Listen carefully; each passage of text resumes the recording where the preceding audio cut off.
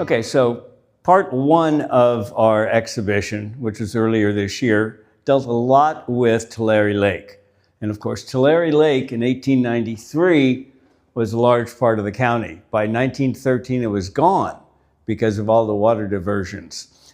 And in part one, of course, we talked about the diversion of the water and what led to the Kings River Water Association because of all the problems with the water rights fights and wars and lawsuits. So part two deals with ag issues today. And it's a little bit different because we are actually living the history today. And so one of the things that we wanted to do, and probably the biggest issue that we have in Kings County agriculture, is the water or the lack of water. And so what we did was put together in the East Gallery a discussion of how we got to where we are in terms of water use of the soils and subsidence and the clay layer. But we also wanted to address how to the issues with the Sustainable Groundwater Management Act, also known as SGMA. Hi, I'm Amer Hussein. I'm with Geosyntec Consultants. We are the engineering consultants that are helping the Kings County area achieve the SGMA compliance. SGMA, as some of you may be aware, stands for Sustainable Groundwater Management Act. It was a series of laws passed back in 2014, and it's really about first time that California has had to regulate groundwater pumping. The Kings County area, which is the general area, is called the Tulare Lake Subbasin, has been designated as a critically overdrafted basin. A lot of that is because of our water levels have been decreasing and of land subsidence, which is essentially the settling of the land surface. One of the things that we're trying to do here now is comply with the law, figure out how we're going to achieve sustainability for the area. Well, we want to comply with SGMA and then work towards sustainability. What we're seeing here is there's a huge variation in the geology across the entire subbasin. In Kings County, we've got up here near the river, we've got much more sandier soils. We've got the old lake bottom, which is settling and subsiding at a different rate out there. Behind me, you can see some of the different clay layers that we have. The main clay layer that many of you are familiar with is the Corcoran clay. The Corcoran clay is anywhere from 500 to 700 feet in depth. It covers the entire Kings County area. And much of the subsidence is caused by the pumping that occurs from below the clay. So one of the things that we're in the process of doing right now is coming up with some groundwater allocations and trying to figure out how much groundwater can we pump in this area to maintain our water levels, minimize subsidence, but still keep as much of our farming operations as we have now and try to keep those back in production.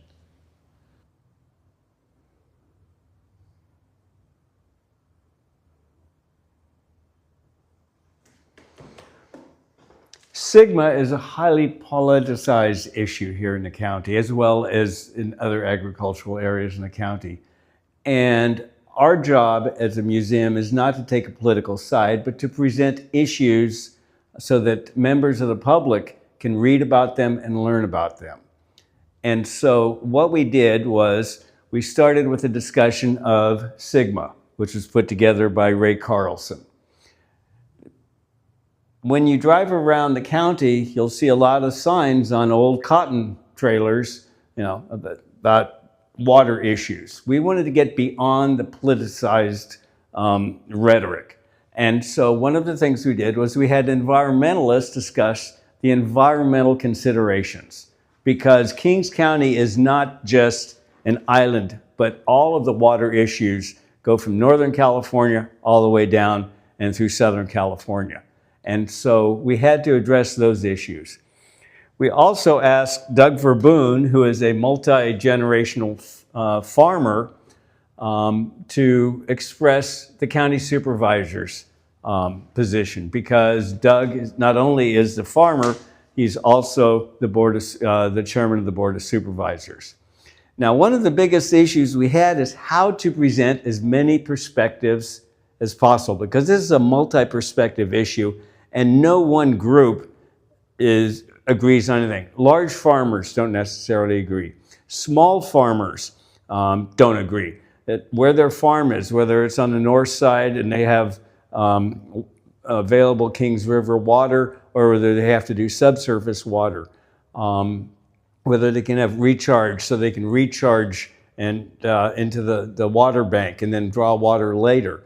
All of these issues, along with urban users and every other stakeholder, has an opinion. And so in order to present a wide variety of perspectives, what we did was we put together a confidential survey that we sent out to the agricultural community through the GSAs and through the Farm Bureau. The responses came back to us, and our curators curated the responses. There were 4 questions. The first one was, how have your water management practices changed in the last 40 years? The second one was, who owns the water under your ground? The third one was, how do we solve the Sigma challenges? And you'll be able to read on the video here we've got. But the most interesting one was, where do you see Kings County agriculture in 2040, when Sigma is supposed to be fully implemented? What we're going to see in 2040 is going to be a drastic change in terms of the agriculture that we have today and what we had 15, 20 years ago. There will likely be tens, if not hundreds of thousands of acres of land that have been fallow because of lack of water. We may have a lot of family farmers, multi-generational farmers, going out of business because they can't afford to keep it going, or their children can't afford to keep it going. So there'll be large institutional farms. So nobody knows exactly what's going to do, and that's why this exhibition was such a challenge, because we are living the history as we speak. Finally, and you'll recall, in 2022, 2023, Tulare Lake came back.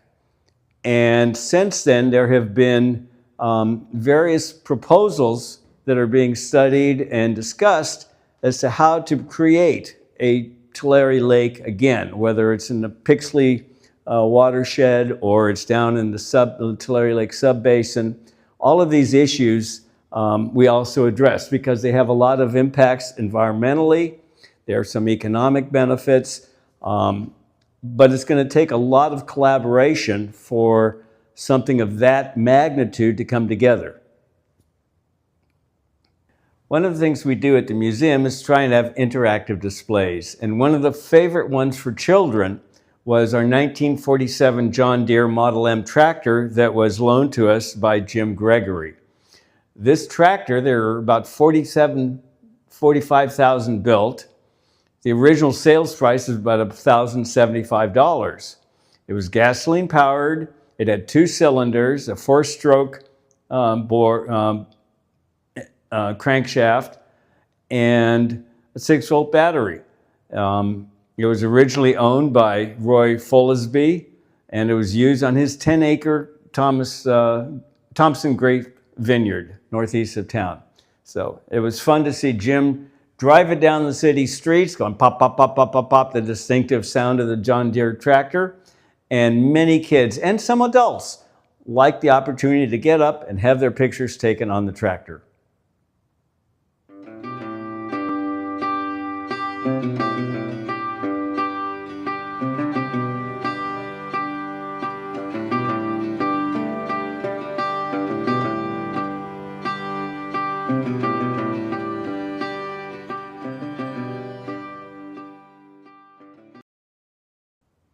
So one of the things that we've been looking at is all of the different soil types across the Kings County and what that means in terms of agriculture, what you're able to grow, what kind of crops grow where, and the changes that occur across all of that. It also, those soils then tend to affect how much you're going to recharge, where the best areas for recharge.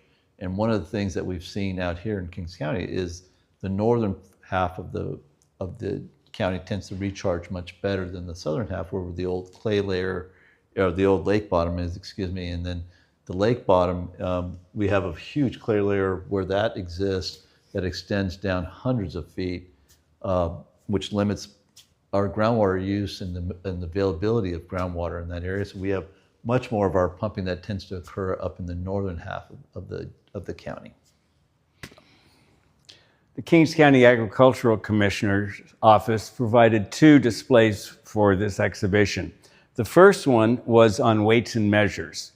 Many people do not realize that everything that is weighed, be it commodities, gasoline, or whatnot, have to be certified. Their scales have to be certified by the Ag Commissioner in order to be allowed to be used. We've all seen the seals, I think, probably on the gasoline pumps and whatnot, but it goes to scales in grocery stores, agricultural, commercial scales for agricultural products and whatnot. What's interesting is that all of the weights have to have a calibration based on an international system, which means that all of the weights that are used for California go to Sacramento to be certified. And so we have on display some of the different weights that you can see. All of the meters, electric meters, gas meters, they're also certified. And if they are not in compliance, they get red tagged, and before they can be used, they have to be brought into compliance. The second display is pest management. Now, pest management is a huge issue when it comes to agriculture, and particularly here in Kings County and the San Joaquin Valley. And what the Ag Commissioner does is they put out traps to try and find different pests. And if they do, then they have a whole eradication process. And so you can see from some of these, they're a tack type piece of paper. And so the pests are attracted to them both inside the different traps, and then on these, based on that, they can go ahead and determine whether or not a pest is in the area, and if so, then they can work to eradicate it. One of the big areas, particularly in the western part of Kings County, that is subject to new commercial solar farms. There are several reasons for that. One, lack of soil nutrition, high salinity and whatnot in the soils make it that agriculture is not feasible. Of course, also there's the issue of lack of water. And so many acres are being devoted to commercial solar farms. At present, Kings County has about 27,000 acres of solar farms that have been developed or are in the pipeline. That is expected to increase to at least 50,000 in the near term. Besides the large commercial farms, many farms and dairies are installing solar arrays just for their particular properties, whether it be 100 acres or 1,000 acres. That is because the cost of the pumping and other needs for electricity, the costs are increasing exponentially, and the solar panels and storage of solar energy helps reduce those costs to make agricultural implementation products more cost effective. The dairy industry is huge here in California, a great economic boon to the state. Kings County also has a large number of dairies. What people don't understand is the amount of manure that cows produce. And because of the manure, there are byproducts such as methane and other gases that contribute to global warming.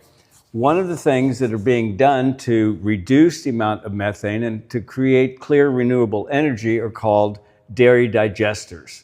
And so there are 20 of them here in Kings County, and they help the environmental side of the agricultural community by reducing the pollutants, the gases, and creating byproducts, not only energy, but other products can be recycled into the industry. With the uncertainty about the availability of subsurface water in the southern San Joaquin Valley, and particularly here in Kings County, there are several farmers who are looking at a new industry, and it's called blue agave. Now, blue agave is the plant that is used in tequila to make tequila and mezcal. Several farmers, including George Soares here in Kings County, have imported blue agave plants. They've cloned them to make them thrive in our soil conditions and our drought conditions, and are starting an entire new industry. The industry will end up with a certified spirit or alcoholic beverages based on the blue agave. The plants themselves have about a 6 to 8 year rotation. And so this group of farmers, including George, have to start an entire new industry. First, they had to start planting. There are about 1,000 plants per acre. After that, they're going to have to figure out how to fire the piñas, the heart of them. In Mexico, they just burn them. But in California, that's not going to be allowed under the Air Resources Code and requirements.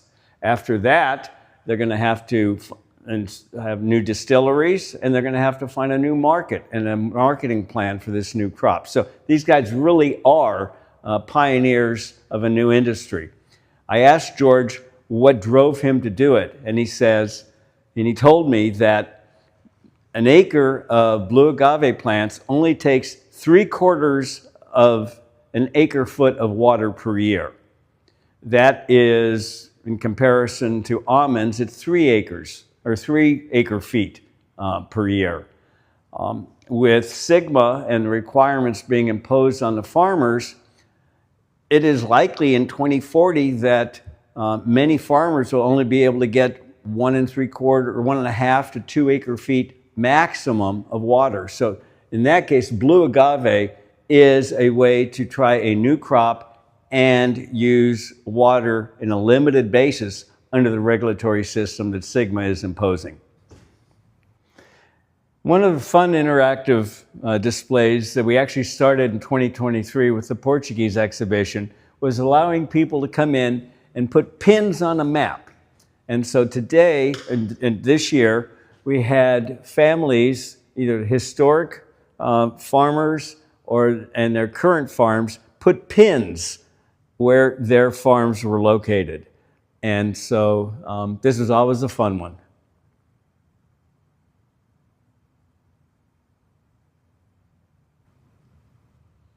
So as we're trying to achieve compliance with Sigma, one of the big things that we can do is take some of the excess water, especially our flood waters, and then put those into the ground, recharge those, and be able to use them later when we need them.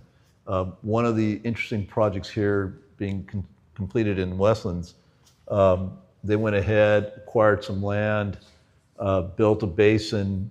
This is 29 acres and over 21,000 acre feet of recharge. This is a fairly significant project, and the reason that that's very important is the recharge is critical for us and able to maintain our water levels and reduce our rate of subsidence as well. And so if we're not going to be able to store in our snowpack is not going to be what it once was, we've got to take advantage of being able to put that water somewhere when we have it and be able to pull it out as we need it later to maintain our farms and maintain our water use as well. Hi, I'm Denise, the curator for this exhibit, for the Boswell exhibit. I'm just going to go through and just kind of go over here. We have James Griffin. We have 4 generations of Boswells. We have the James Griffin Boswell, and he is the one that started the Boswell Company incorporated it. We have our James Griffin Boswell II, which is the nephew of James Boswell. And James Griffin is called Colonel. So I will address him as Colonel going along here. So this is the Colonel's nephew.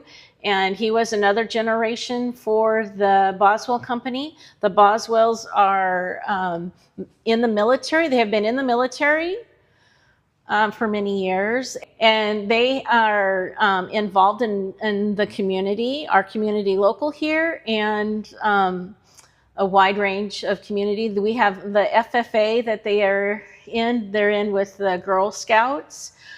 James Boswell donated to the Stanford University. And then we have Griffin with the Corcoran company here, where they had donated to Valley Children's. We also have a handwritten book that someone had did for them. Jim Christopher and John Steller, they went and did a hand-etched book. We do have James II Boswell in the Forbes. He was in the Forbes magazine. This section here is the cotton of the San Joaquin Valley, the Puma cotton that they grow. And we have here the cotton that has been in the field. You can see how dirty it is. This is cotton, a picture of the cotton in the field. We have that one picture in the middle, which is cotton before it starts to bloom. And then we have the cleaned up cotton. So once it's been through the ginning process that they have here, this shows a picture of the seed and the cotton and the lint all being processed in the gin. And then you can see the bottles there where they have the cotton seed to the milled cotton seed here. We have small samples of their bales that they have. They have really, those are like 550-pound bales that they have. They also came up with where they can store their bales outside by having a UV protector on their bags for the elements of the area. On our photo here, it shows one of their processing the cotton. They're harvesting the cotton there. And then we have a Golden Jubilee edition dated in 1964. And this has the young Boswell with his sister there on that. And then we have a gin, an oil gin, and one of his early, and this one actually shows it's in Tipton, California, but a panoramic one for that. Boswells also do a lot of with their cotton. They went into tomato plants and harvesting tomatoes and doing pistachios in 2015. What they do with their safflower is they have seeds and oils. They're sustainable. They do a lot of their processing from the beginning to the end. And their safflower will aerate the ground to keep the soil healthy through the years. And then the tomato plant, the Corcoran tomato plant they have here, kind of has some examples of a smaller box that usually it weighs 2,905 pounds, that box, the full-size ones. And this one here shows the Corcoran tomato paste plant. And then the tomato harvesters, and then the processing of it. Hi, my name is Lily Pimentel, and I'm one of the ag teachers in Hanford Ag Program. And I want to thank Carnegie Museum for doing the display of our FFA. And I also want to thank our FFA members, former FFA members who donated items, whether it be awards, jackets, other paraphernalia, to build this beautiful museum of art. And there was a lot of problems getting some trophies displayed because in 1996, the building was burnt down. So it was lovely to have former teachers, parents, and members bring their trophies that were able to be restored from the fire from the building. Hello, my name is Casey Hill, and I'm the Community Education Specialist for Kings County 4-H. Behind me, you'll see our display of the history of 4-H in Kings County. Our first club started in the 1930s, with our first official 4-H club chartered in 1939. Our longest running club is the Island 4-H Club, which you can see many of their banners on display today. We have multiple community clubs in Kings County still ongoing, as well as in-school and after-school programs. I'd like to thank the Carnegie Museum for displaying these 4-H artifacts, and if you'd like more information about our program, please visit our website at cekings.ucanr.edu. Thank you. When we put together our displays, everything that is displayed in the museum is lent to us by members of the community. So in part 2 of A History of Kings County Agriculture, which dealt with today's issues, we had over 36 individuals, museums, and organizations lend us the materials that you've seen here on the videos. We'd like to thank the financial underwriters of our exhibition this year. Without them, we could not do what we're doing. The Rick Conway family, the Series Agricultural Products LLC, the Sharp family, the Humison family, and Michael and Christine Seamus. Their financial contributions make these displays and exhibitions possible, and we thank them all.